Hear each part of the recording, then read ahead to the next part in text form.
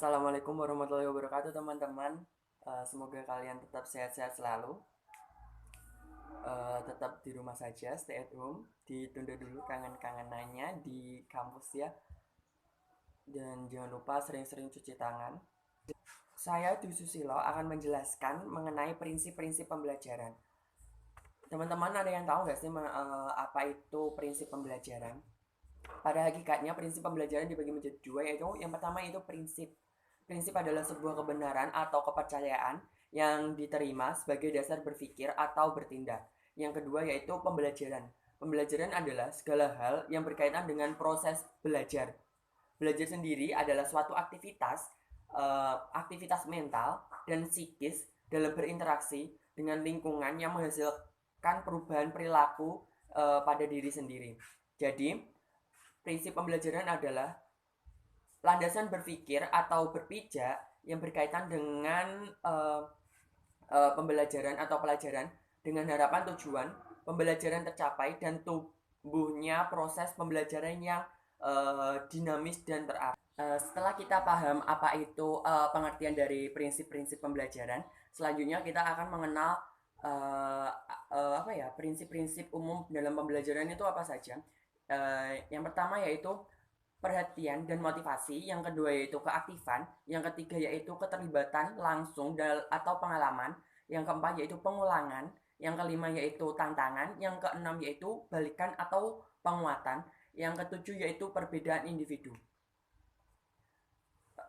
Saya akan menjelaskan satu persatu mengenai prinsip-prinsip pembelajaran tersebut.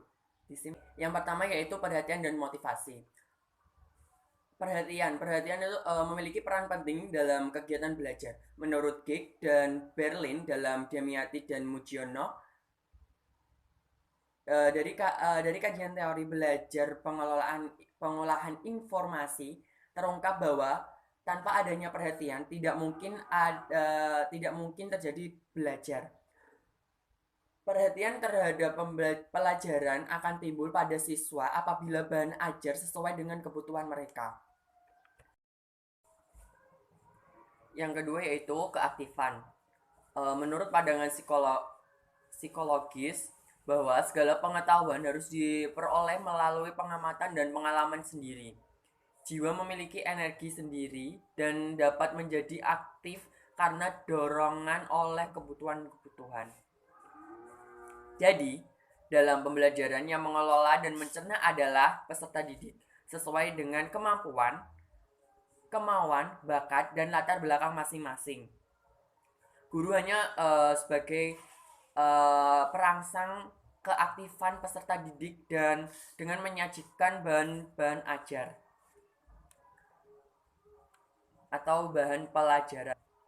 Yang ketiga yaitu keterlibatan langsung atau pengalaman. Prinsip keterlibatan langsung merupakan hal yang paling penting dalam pembelajaran. Banyak teori-teori mengenai keterlibatan langsung atau pengalaman. Salah satunya yaitu pentingnya keterlibatan langsung dalam pembelajaran yang dikemukakan oleh John Dewey dengan learning by doing. Walaupun demikian, perlu dijelaskan bahwa keterlibatan itu bukan dalam fisik semata, bahkan lebih dari itu. Keterlibatan yang ada keterlibatan apa saja yang ada yaitu secara emosional, dengan kegiatan kognitif dalam perolehan pengetahuan, penghayatan, terus pembentukan afektif, dan saat latihan dalam pembentukan nilai psikomotor. Oke, selanjutnya adalah pengulangan. Prinsip pembelajaran yang menekankan pentingnya pengulangan. Yang dimaksud di sini adalah di mana seorang guru bisa memancing peserta didik untuk mengingat-ingat materi-materi apa saja yang telah didapat. Banyak daya-daya ingat yang akan muncul seperti daya mengingat, menangkap, menghayal, merasakan, berpikir dan sebagainya itu terangsang dan akan menjadi lebih berkembang seperti itu. Pentingnya pengulangan belajar walaupun dengan tujuan yang berbeda-beda. Teori yang pertama yaitu menekankan pengulangan untuk melatih daya jiwa. Yang sedangkan teori kedua dan tiga menekankan pengulangan membentuk respon yang benar dan membentuk kebiasaan. Hubungan stimulus dan respon akan bertambah erat kalau sering dipakai, dan akan berkurang bahkan hilang sama sekali jika jarang ada atau tidak dipergunakan. Oleh karena itu, perlu banyak latihan, pengulangan, dan pembiasaan. Yang ke-6 ya teman-teman ya. Tantangan. Hal ini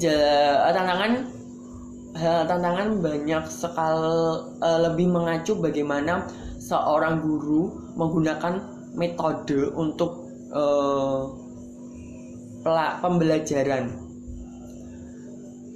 Salah satunya yaitu konsep contextual teaching and learning, yaitu inquiry,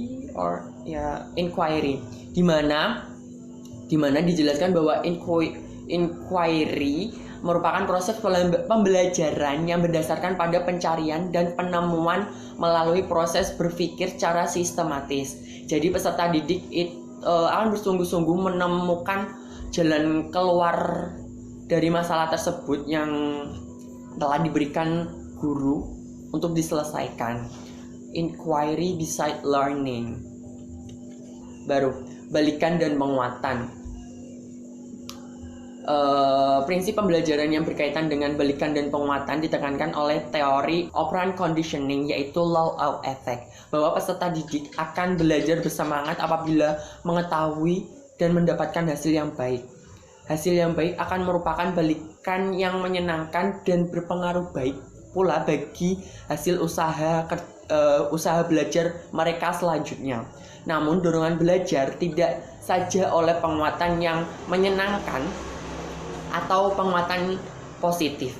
Penguatan negatif pun dapat berpengaruh pada hasil belajar selanjutnya. Biasanya format sajian ini agar menimbulkan daya yang menimbulkan penguatan positif. Format sajiannya berupa tanya jawab, eksperimen, diskusi, metode penemuan, dan sebagainya. Merupakan cara pembelajaran yang mungkin terjadinya balik dan penguatan.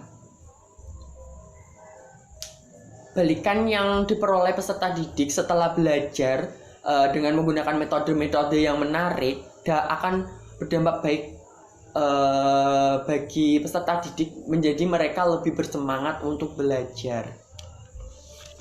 Yang terakhir yaitu teman-teman, perbedaan individu. Setiap peserta didik mempunyai karakteristik yang berbeda-beda. Adanya perbedaan ini seharusnya membuat setiap peserta didik menyadari bahwa dirinya berbeda dengan temannya. Hal ini akan membantu peserta didik dalam menentukan cara belajarnya sendiri. Jadi sebagai guru pun kita harus mengetahui bagaimana sifat dan karakteristik peserta didik kita ya.